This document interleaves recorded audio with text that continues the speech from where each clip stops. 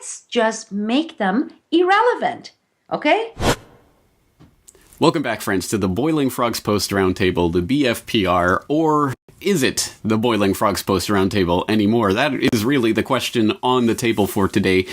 Let me explain. Today we have lined up Sibel Edmonds of BoilingFrogsPost.com, of course, and Peter B. Collins of PeterBCollins.com. And we have Pepe Escobar, roving reporter and man around town, to talk about a new media venture that we have at least broached this topic before on the roundtable, you might remember. Now it has a name, it has a face, it's starting to come together, and ultimately it will only come together through the support of all the people out there listening.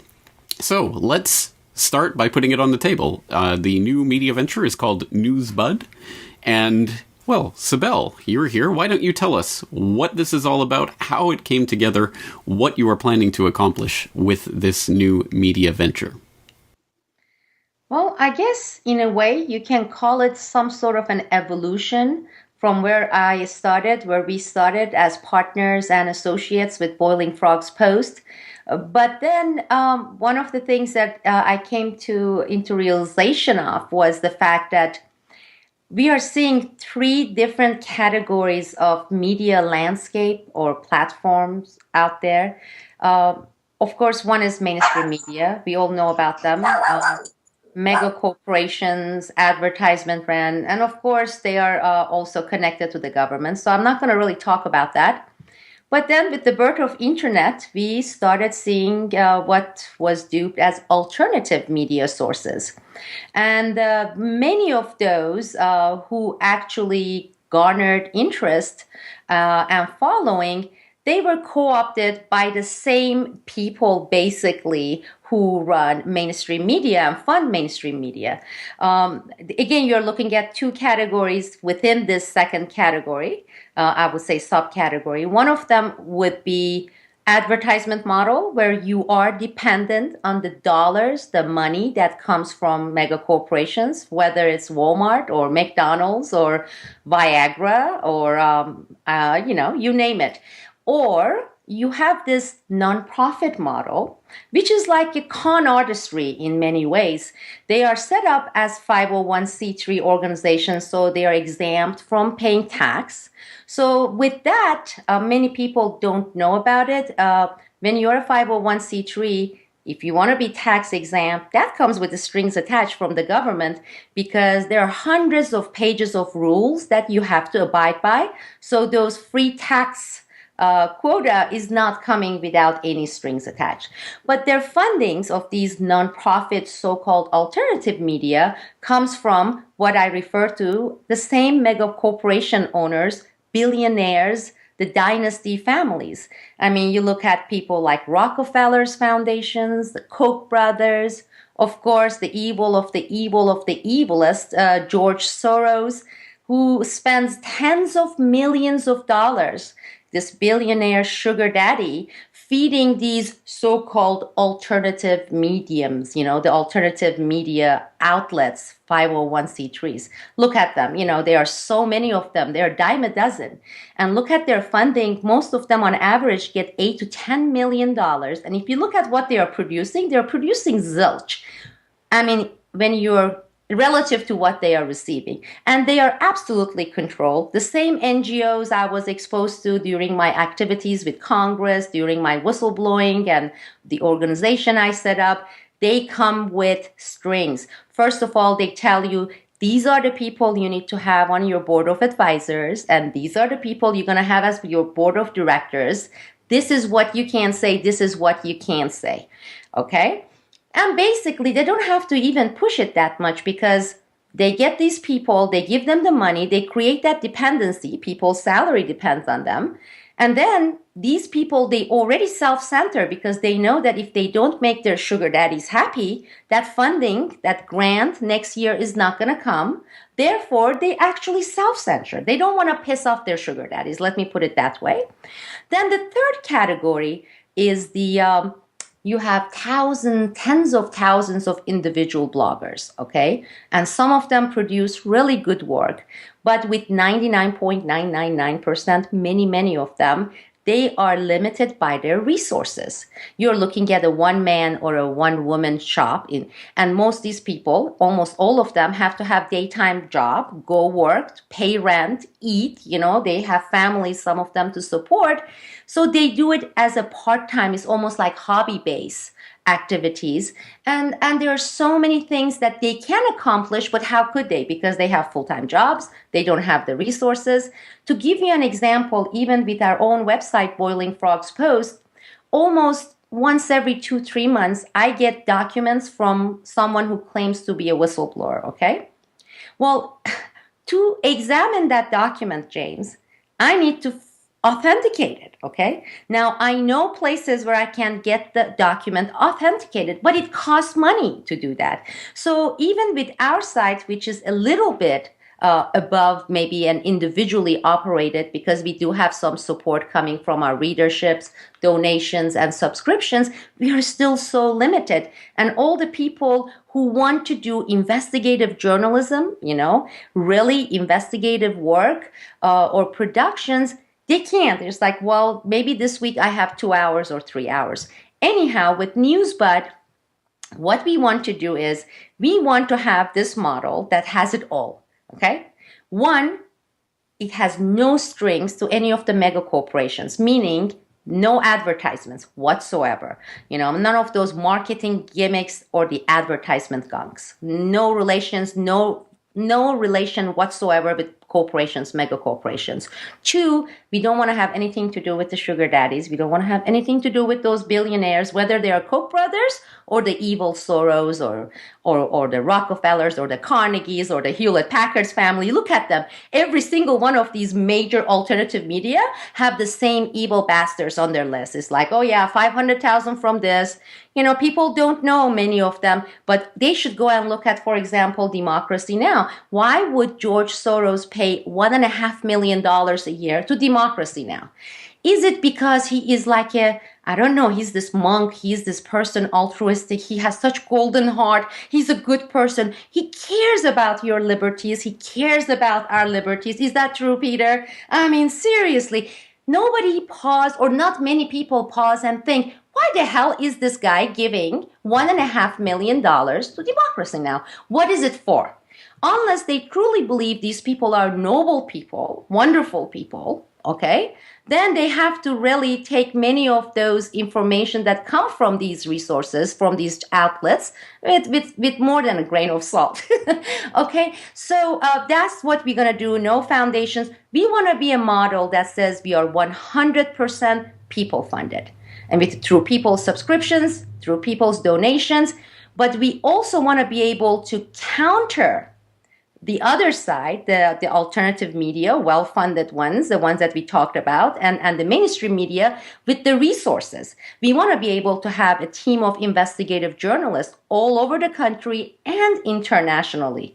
We want to be able to have travel budget for these people. We want to be able to have producers who produce regular shows and analysis. So we want to be able to give all that, to do that, to be consistent, to be regular, to be able to truly face and counter the other side. We want the resources minus the evildoers, minus the strings. And that basically sums up the model of what we envision, and the fact that the only way to get it is through people's support.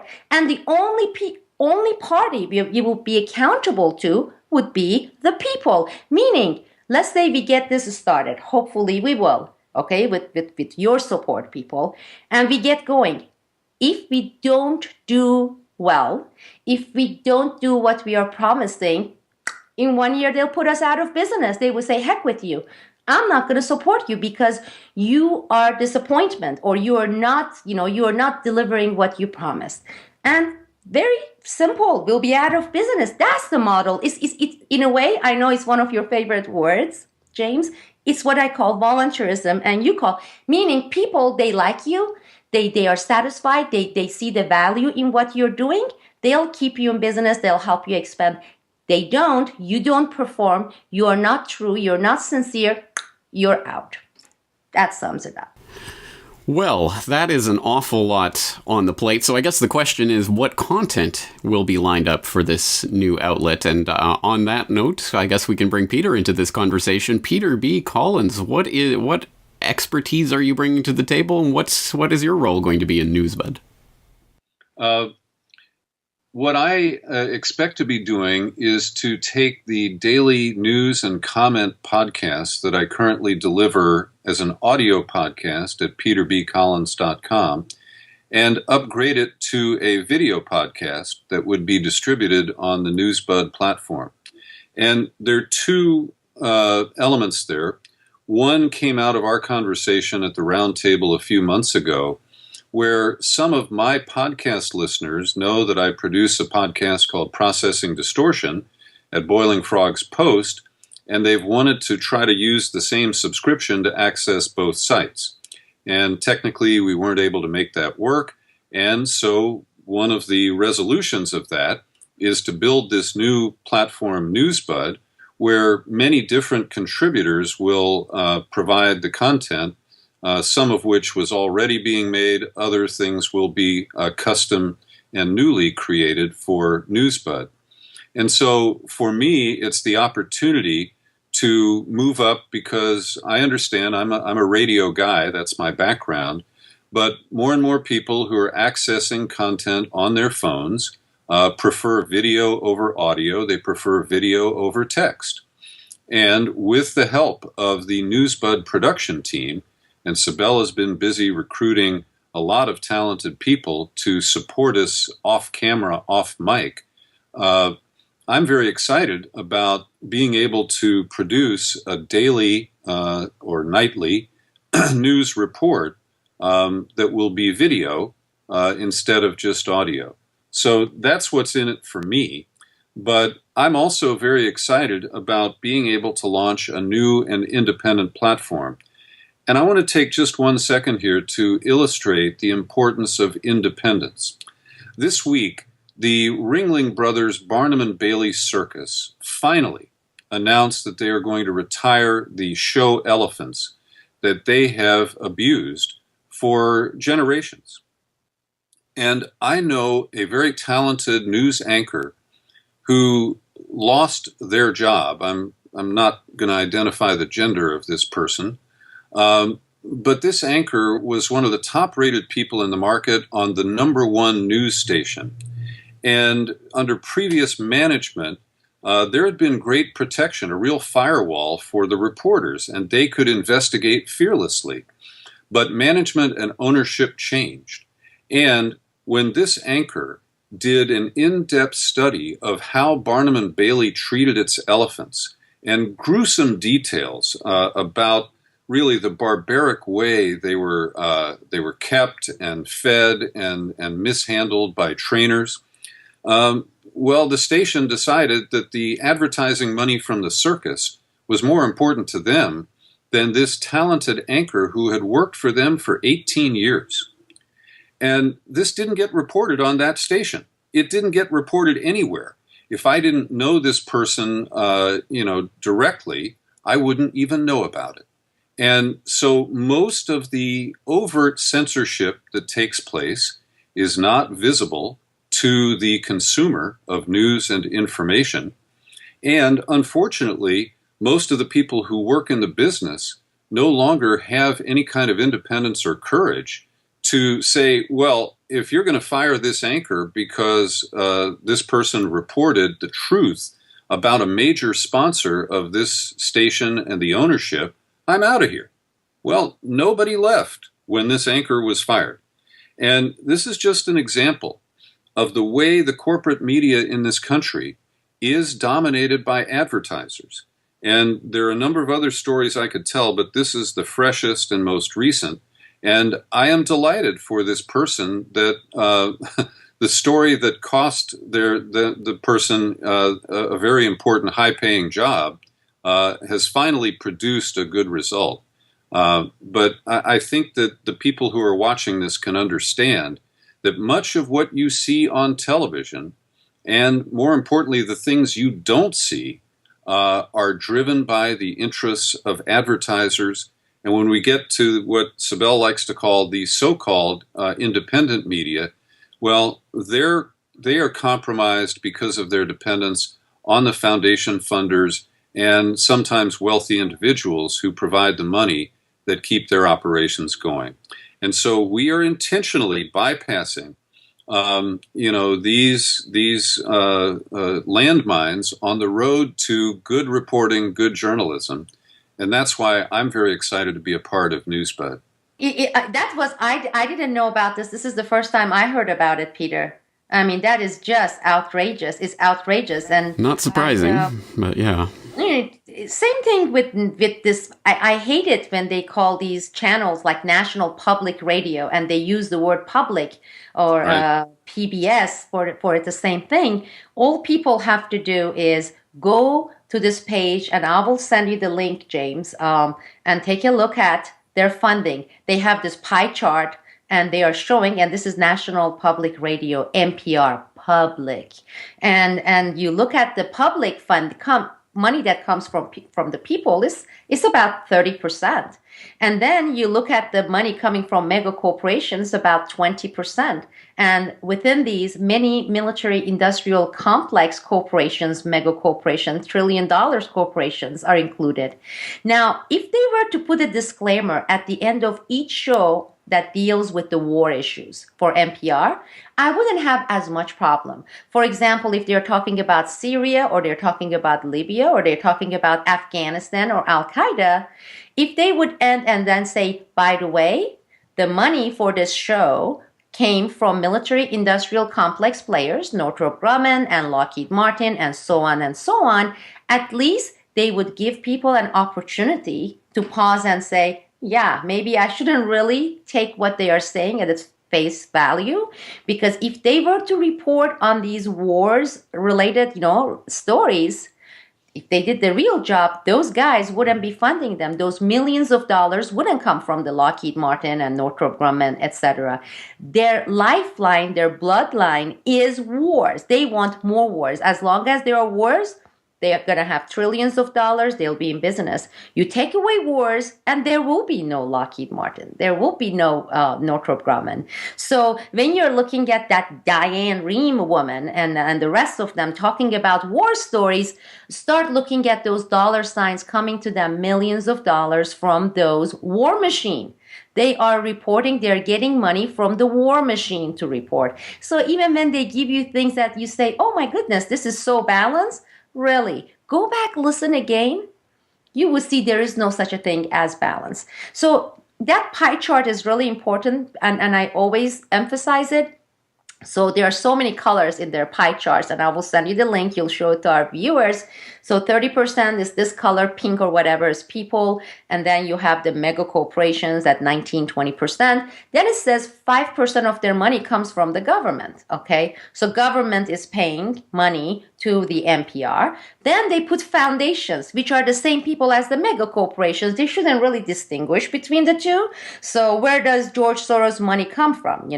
Rockefeller, Hewlett Packard, all those jerks. So that's another big chunk there. Then they put all these private universities, from Harvard to this and that.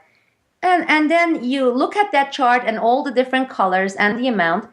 Our pie chart is going to be all one color. So it's going to be whatever is the color. If it's blue, it's blue. There are no slices there. It's 100% public funded, 100% people funded, meaning we are not going to, and we did the same thing with the Boiling Frogs Post. We want to do it in a much larger scale. San Bernardino happened.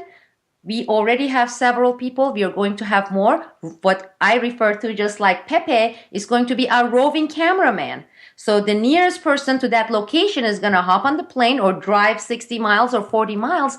And we want our cameraman or woman and our reporters going and interviewing the witness ourselves. I'm so tired of being dependent on other people's reporting. I want to get it directly and present it to our audience. And nowadays, from what I hear, because I'm old, this new technology that you can have this Canon, I believe. I don't think it is Sony. I think it's Canon. And as you are and as you're recording it, it streams via YouTube. It's the real time. So on the ground, you can have that kind of reporting coming rather than what we saw being reported with San Bernardino. And there are hundreds, thousands of examples like that. Same thing with internationally. Pepe and I were talking about this, and Pepe Escobar, he's going to be one of our international investigative journalists. And Pepe said that, well, let's say he wants to go to Syria and Yemen. Well, he needs to have a translator. He needs to have a camera person. He has some contacts, let's say, in Lebanon. Well, who's gonna provide the resources for the plane ticket, for getting there, for hiring the people that you need to have in order to provide to the people directly, without bias, real reporting from the grounds, from Yemen, from Syria, from northern Iraq, and say, here is the real reporting coming from real investigative journalists, funded by the people, and is coming back to the people. And I guess the motto here would be, with all these people, alternative, pseudo-alternative media and the mainstream media, they have made people, us, we the people, irrelevant. We are not even in the equation. Okay, it's about that 1%. It's not even 1%. If you look at that, 1% is really blowing it out of. It's much smaller than 1%. And what we want to do as the people, we want to make them irrelevant. Okay, so instead of being grumpy and all the time talk about how bad they are, let's just make them irrelevant. Okay. And speaking of Pepe Escobar, we have him right here. Why don't we ask him ourselves? Pepe, how did you get involved with Newsbud, and what is your role going to be with this new media venture? Well, it's an honor, and I'm very pleased to be involved with two people that are not only friends, but that I deeply respect, Sibel and Peter. And the other ones that I don't know, but it's an amazingly elastic cast of generations, which is fantastic. I love working with younger people, especially. And for me, it's very, very important. You come to a certain age where there are not many winning horses around to bet, right? I've just emerged from a fantastic experience, but in the end, like most love affairs, ended very badly with Asia Times Online. The defunct Asia Times Online doesn't exist anymore. What's going on now? It's a joke, frankly. And I was involved not only throughout the long period from 2000 to 2014 of Asia Times Online, when we managed to introduce the brand globally, a respected brand globally.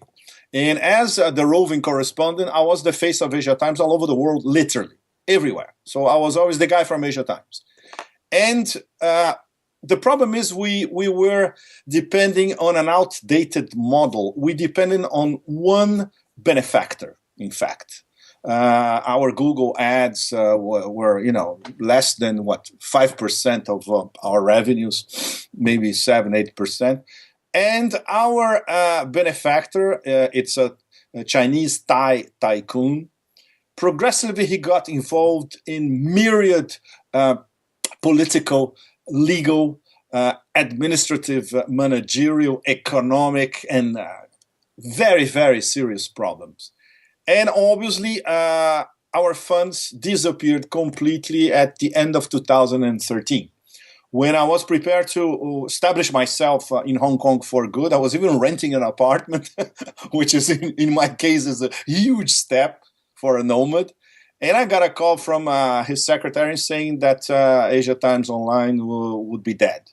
So, 2 or 3 of us, we tried everything to put it back together. We kept going for another year, 2014, without being paid, by the way. In my case, it amounted to 14 months of salary, which you can imagine is a small fortune. Our network of correspondents, 50 plus, they stopped being paid as well, so we lost them all. But we kept going. Maybe this could be saved. In the end, it was not. It was bought by a bunch of bankers. I cannot get into details because there are many legal and financial issues pending. And obviously, they turned it around into a nondescript site. And basically, they turn over the company sooner or later and make a profit out of it. That's the gist of the story. So I emerged out of it. And just as I was emerging from this, the last few months were very, very sad and painful, in fact. Newsbud was being born.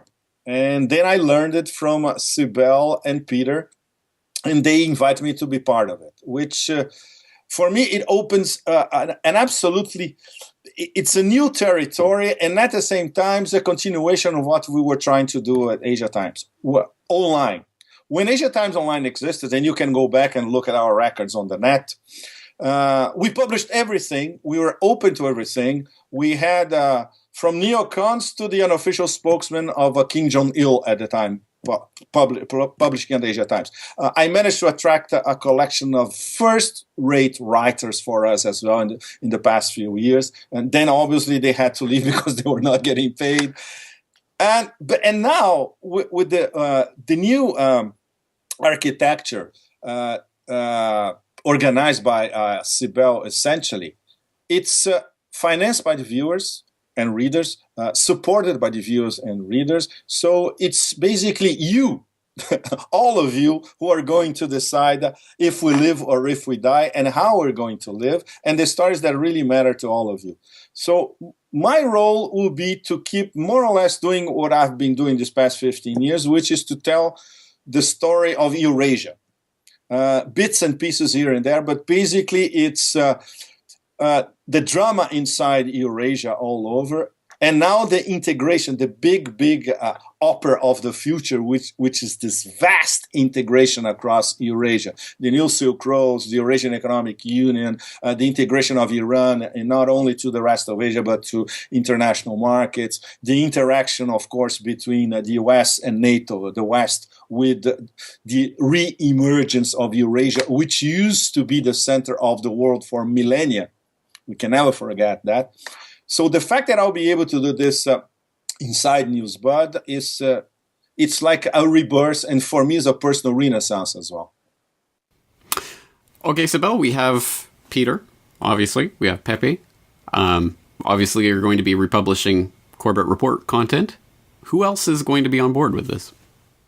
Well, we have seasoned investigative journalist. I've been his fan since 2003, 2004. Bill Conroy, he is one of very, very, very few courageous investigative journalists in this country. And I would say if you were to go and explore and investigate and search, you would not find even 4 other people with this guy's track record.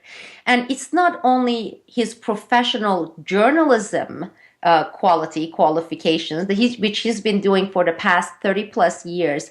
But what to me is the most important aspect is he's the man who has a track record that speaks for itself, okay?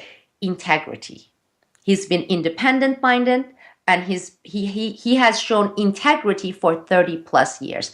To me, that is one of the most important qualifications.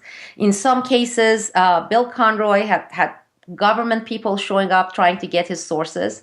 And even when his editors pressured him to give the names or provide the government agents with the information, he refused. Said, okay, if you want to take away my job, I will. And if you want to take me to court, I will. I cannot count 5 reporters in this country today who would do that. I mean, I'm not going to even get into that Judith Miller.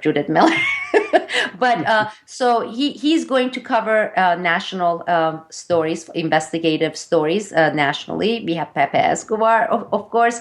We are going to have podcast producers. Pierce Redmond is on board. We have several analysts with regional expertise. For example, we have Professor Kovacevic. He speaks 4 languages, including Russian, and his expertise are around the Balkans, Eastern Europe, that area, and Russia. We have Christoph German, of course. Your viewers are familiar with him, and he's been with us for the past 2 years, and his expertise is Central Asia and Caucasus. We have this great producer, roving cameraman, Spiro Skouras, and he's with us. We have several columnists, and I have been talking with several other reporters and producers. I am not ready to announce their names because currently they are employed, and when the time comes with the people's support, they want to be able to say hasta la vista and quit and come on board and be part of our teams. Of course, we have editorial cartoonists, multiple award-winning Paul Jamio, and we have several researcher bloggers with really solid track record out there. And I would say some of our people may be left-leaning, some of our people are right-leaning. We have some people who are anarchists and libertarians. But I have to say this, all our people are non-partisan. We don't have partisan people. We don't have this naive, I go for this party and I vote kinds of people. And that, again, is really, really important. We don't want to have that kind of agenda pandering. And it's amazing how that happens. Even people who consider themselves, oh, I'm neutral, I can be neutral. I understand nobody can be 100% neutral. I can't be 100% neutral. There is no such a thing as unbiased reporting. We all have certain biases. Some of the biases we don't even realize that we have. So to say it's 100% bias-free, that is going to really, it's like a Pollyanna thing. I have all sorts of biases, I'm sure. And if I were to think about it, I would say, oh, they are stemming from this and this, and my background, etc. We all do. So I won't call it this unbiased, but it would be not pandering to any of the power players, be it the mega corporations, be it the government, be it the clownish candidates we are seeing. I don't care if it's Trump or if it's Hillary Clinton, to keep things, basically to keep things real.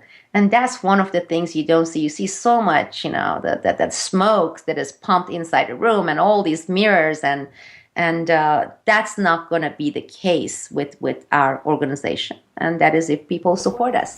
Well, that's the key. That's the rub, as they say. So let's get down to nuts and bolts. How do people support? If people are interested, how do they find out more information? What can people do about this?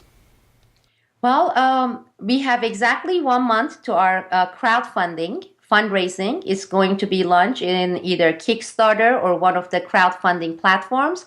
But our platform is going to be all or nothing. So it's not going to be the minimum we need to raise is this much people. And even if we make only 10% of it, we're going to take that money. I consider, and I know some people are going to get offended, and that's another thing. I don't care. It is the truth. I consider it unethical. I consider it immoral because you're not going to deliver what you're promising. Why are you getting that money? To me, it's like thievery.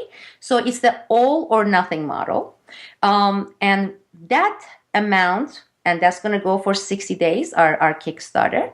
That amount is going to help us set up. We're going to have a multi-platform web developed for us website. We're going to have our mobile app, and we're going to have an office. We are going to have a studio. Peter V here is going to have a studio. There's going to be a travel budget set. We're going to be hiring our people and be able to pay them salaries, whether they are part-time or they are contract or they are full-time, and be operational to show people what we are able to deliver. And meanwhile, try to build our supporters with something, I don't know, $1 a month subscription. And let us go for 1 year. And by then, if we are doing what we are supposed to be doing, and if we are doing it good, and people like us, and people say, I like this, I do see integrity, okay? This place, this platform really is something that I want to support, then with their support, we continue. We don't. They can say, out. All right. Well, that's the appeal, and I think people will have some sense of what the scale and scope of what we're going for here. Peter, any thoughts that you'd like to leave the viewers or listeners with, appeals for their support on this matter?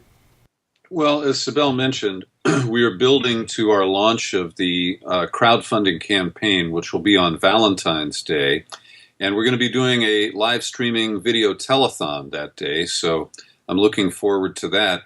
In the meantime, I want to invite people to send us, if you haven't already, your email address. You can go to boilingfrogspost.com and fill out a little form. We guarantee you your information is not going to be traded or given to anybody else. It'll only be used for communications from Newsbud. But we need to build our list of supporters so that when we launch the crowdfunding, we have a base that will then reach out to its contacts in the social media fashion. So I just want to ask people to begin spreading the word that Newsbud is coming, that it's going to be completely funded by the public, and so we need support from everyone who views this and other podcasts. And we also need to access your networks of people who are hungry for this kind of news and information, and people who recognize that it's not readily available, particularly in the United States today. So that's what I would like to add here, and I want to encourage everyone who wants to see a real change in media to join this effort to build Newsbud. And if it all works out with your support, we're going to be launching in September, right as we roll into the final stage of the presidential campaign. And we're not going to be distracted by the media circus and whoever Donald Trump flipped off today. We're going to focus on the things that really matter and continue to honor whistleblowers and expose government corruption and conflicts of interest and outright fraud, so that our viewers will be best informed as we head into the critical election of 2016 and well beyond that. All right, so Pepe, is there anything that you'd like to say to the viewers out there that are thinking about supporting a venture like this, but not sure if they want to or if it's important to do so? What would you tell the people who are sitting on the fence about this? Look, I would tell everybody, new generation, millennials, older generations, baby boomers, you name it, there are patches of progressive thinking and critical thinking and deep analysis, meaningful analysis all over the net. Newsbud is a new one. It's very ambitious because it aims to be one of the key poles of critical thinking and analysis on the net, not only for an American audience, the stories that you never read in the mainstream media in the US, but for an international audience as well. We have even started talking about the possibility, as soon as it's possible, to start translating a lot of stuff on Newsbud to 3 or 4 major languages around the world. And I'm sure we're going to have readers and viewers all over the world who would come up with their own strategies to translate our work. So it is essential, especially because it's completely independent. I come from an old school daily journalism. So I know corporate media from the inside. I worked for big papers inside the newsroom and as a foreign correspondent. Don't try to even understand how vicious this world is. It's absolutely disgusting. I left it a long time ago. I left it in 1999 to be exact. And I've been online independently since 2000. And most of the time, and practically since 2000 with Asia Times Online. So my experience online working independently, it's going to be very helpful for, apart from everybody else in the group, for how Newsbud is going to develop. And obviously, our only interest, there are no hidden agendas, there are no corporate interests, there are no Koch brothers or Adelsons or whatever behind it, or foreign policy agendas for that matter. Is the most important stories, the way they should be told, delivered unfiltered directly to an international audience, especially an American audience. So it's very hard to beat an idea like this, isn't it? And there is an email list that people can sign up to if they want updates and information? Absolutely. And we'll provide it with your YouTube posting for this program. It will be at Boiling Frogs Post. We have it both on our YouTube channel when we post this. And it is about that because, as I said, one of the topics that you have been talking about, James, has been how people are feeling powerless, the learned helplessness. Well, the current media landscape, both the pseudo alternatives and the mainstream media, they have done a huge amount of work in making that happen. Even with that Hastert story that we covered, or some of the, the story you mentioned about Gulans giving money to these lobbyists, U.S. lobbyists, and also to these congressional people on the junket trips, etc. even the way they report these stories is that you know how a lot of people say it is the way it is? That's how they report it. That's the way it is, you know. And here it is, we let you know they're corrupt because there's nothing you can do, kind of a thing. As if we report it, you know about it. That's even worse than actually censorship, because they're saying these are the realities. Every day look at it, so you consider this as the norm. This is normal, okay? It doesn't say anything about all the rights people have and all the things people can do about their congressional people who are getting these foreign briberies, etc. So that's why I mean by empowering media instead of this learned helplessness promoting media. That's what we are going to have. This is going to be a one-of-a-kind media platform. I have researched, I have searched the net, I have searched everywhere. I haven't seen anything like this. And people coming and joining with the email list and saying, I'm interested in this, whether I'm going to donate $1 or $100, or I'm going to put the word out. Maybe I can't donate, but I know someone else who may support it in such a way. All these supports we need. And people shouldn't forget, the reason I mentioned that all these are ran, these media platform, based on that less than 1%. They underestimate their power, people. We do underestimate our power. Why can't we just say, oh yeah, those big rich guys own this? Well, think about 150,000 of us. Think about what we can do, 500,000 of us. We can triple the amount of money they are giving to the alternative media. We can have 5 times more resources, and we can give them the finger and say, what are you going to do now? You know, but the way these mediums are putting the information is out there, they are trying to push people successfully out of the equation. These are the realities. It's corrupt. They are sickos and pedophiles in Congress. $5 billion was unaccounted for in Pentagon that went to Afghanistan. And you guys, you people, you're nothing. You can't do anything about it. Pooh, that is their attitude. And it is time for us to make them irrelevant. And that's what I've been waiting. That's what I've been working towards. I think everything that I have done since my whistleblowing journey began in 2002, I guess everything has been leading me towards this. And I know rightfully, James, you brought up issues like what happens when you start structuring things and putting hierarchies and the personalities collapses, or there's some authoritarian. Hopefully, ideally, this is exactly what I want to prevent. Am I going to be successful? Are we going to be successful? Looking at what we have accomplished with Boiling Frogs Post, giving editorial freedom, to our people, being able to contain multiple philosophies and point of views without, clashing with each other. I think we have proved that yes, we can. But are there going to be some snags and some glitches there? I am sure, because the hardest thing, and I had promised myself, you and I have talked about it, when I tried to do NSWBC, National Security Whistleblowers Coalition, I said I would never be in a management. I don't like management. I don't like those hierarchies, board of advisors, board of directors. I don't like these meddling and these personality conflicts. So our platform is going to be, yes, we're going to be within this platform. However, our people are going to maintain their independence. Peter is independent. I have never told Peter what to have a show on or how long of a show, who to have on. Peter is his own person. He's my partner. He produces, he selects, he has 100% editorial freedom, okay? Now, will we have fact checkers, for example, for our investigative stories? Yes. That I have to say, I want to have a second eye to go through it and make sure that we won't have egg on our face that something is not accurate. But that's different than micromanaging and say, don't report on this story or report on this story. Don't have this witness. This witness is a disgruntled, disgruntled government whistleblowers, all these plays that they engage in, Peter. Oh, Sibel Edmonds, whistleblowers.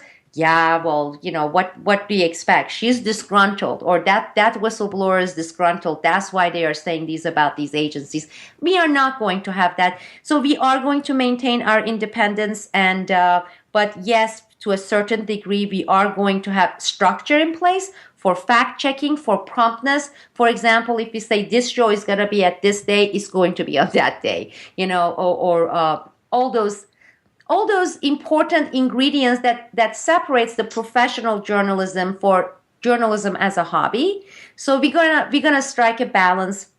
So again, I'm going to ask people, please sign up, add your voice, add your name, add your email address. We are going to protect your privacy. We'll provide you with updates, and mark your calendar for February 14th, Sunday, Valentine's Day. It's called Newsbud.